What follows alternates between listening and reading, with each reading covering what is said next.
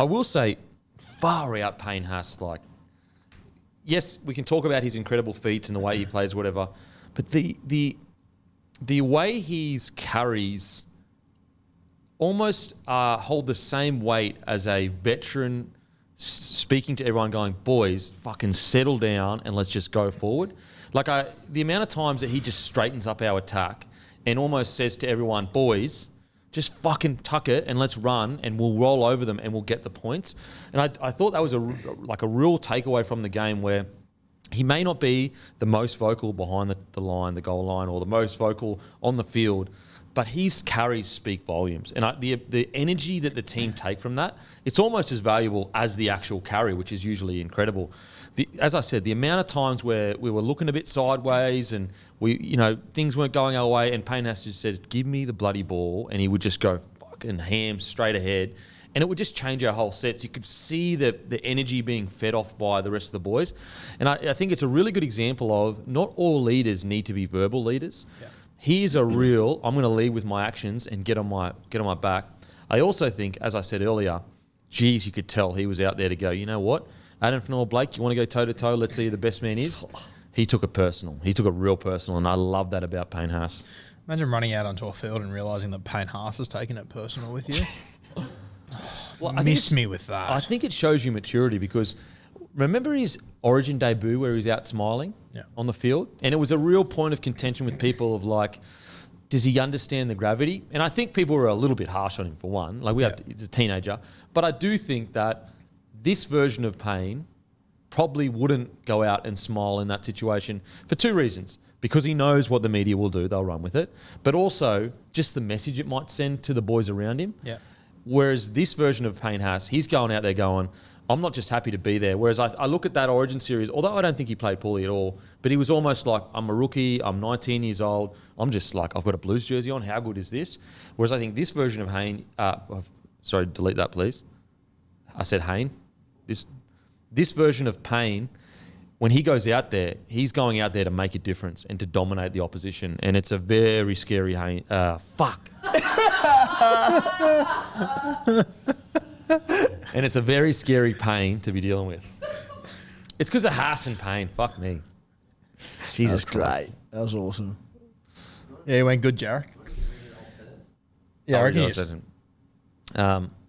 and I think this version of Payne is a very, very scary Payne to deal with, because you're not looking at him going, oh, he's just happy to be there, or he's young or whatever, even though he's still only 23.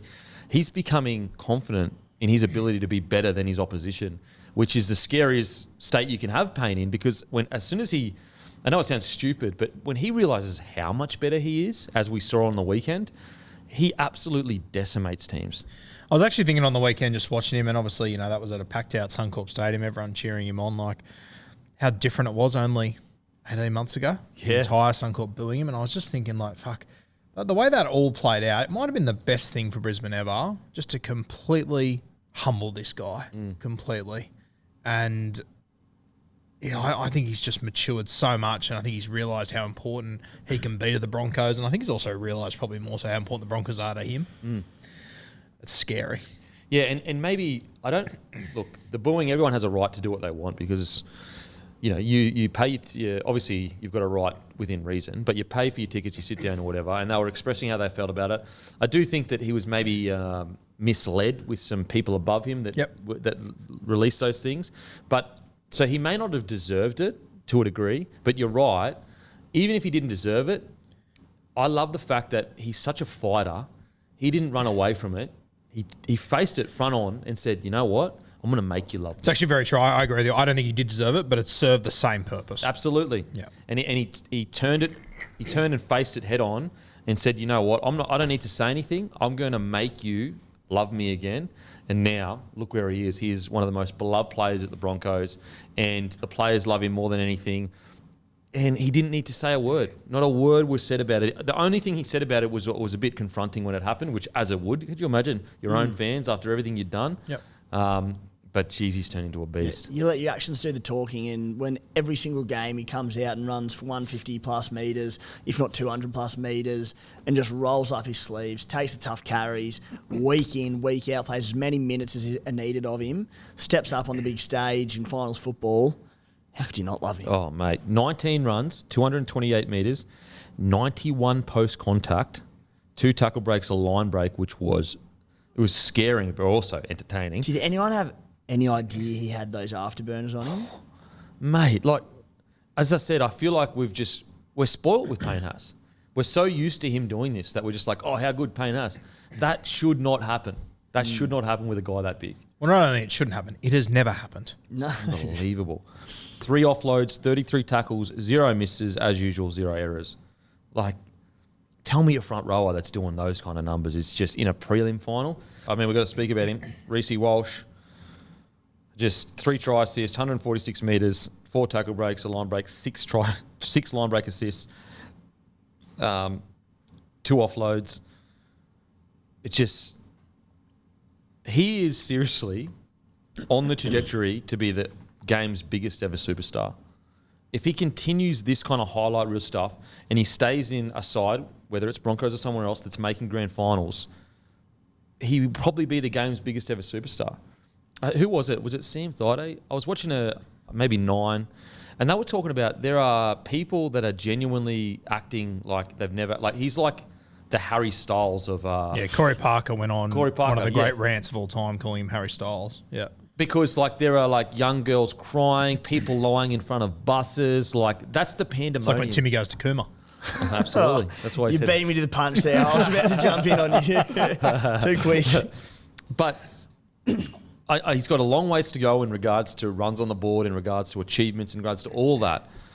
But when you play like this, a highlight machine, he genuinely could be one of the game's biggest superstars. Tell you what, one of the things that I think typifies how good he is, and it's the shape they run with him when he sweeps out the back, like, and particularly when they do it out of their own end, because most fullbacks, when they sweep out the back of their, more often than not, going to be their back rower, it's all about timing and to strip, like with how good defences are in the NRL these days, to strip them and get them on the edge, everything has to be perfect timing. So they run real tight to their back row. It's the last second they go and it has to be perfect. Reece Walsh gets it so deep and they just go, Reynolds or Mam, whoever it is getting the ball, go as deep as you want because you just need the space in front of you and you will carve them to bit. You are too quick. You are too talented. Your footwork is too good. They won't touch you. And just about any other fullback in the NRL, I think it's a good lesson for the Knights and Kalen Ponga because he's in a similar mould where he could do it as well. But you do it that deep, they go, sweet. They get extra bodies over there, they tackle you, it fizzles out. With Reece Walsh, it's just like, okay, well, I go through that hole, that hole. How am I going to beat you up? Well, it's so deep. It's such a good shout because his isn't about timing, his is about space. So all you need to do is go, we just need to give him a 20-metre corridor. Whereas I think a lot of other fullbacks coming around the back and ball players, they're going, we need a certain player to jam in, we need to create an overlap. Whereas with Reece Walsh, they're going, we just need to give you a 20-metre corridor and then you decide what you're going to do. And that's a scary prospect because you can give that to him even off slow play the ball sometimes. Even if they get a slow play the ball, as long as Reynolds holds his man, he's basically going to get 20 metres on the edge there. That's with the big sweeping plays. And then on the shorter sides, he needs, let's say, 10 metres, but just with 2 players rather than 3 players or however many players are outside him.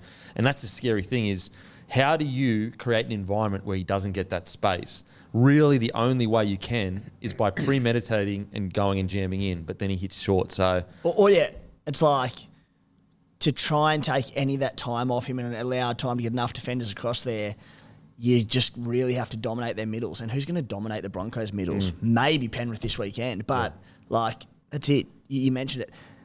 Or I mentioned it before, like with the Melbourne Storm spine, and you need your pack going forward. Walsh doesn't necessarily need that, which is, I think he's the only player in the NRL who doesn't. Yeah, seriously, because he's one of those rare situations where if you jam in, we know for a fact that he can make the big play, which is over the top. The other Not as hard play, but you still got to make the right decision, the short ball. And then he's got Reno inside him, arguably the best short kicker in the game. That just goes, if you're jamming in so much, I'm just going to kick over to Selwyn Cobbo, which we actually saw on the weekend, but it was one of the worst bounces in the history of mankind that went over Selwyn.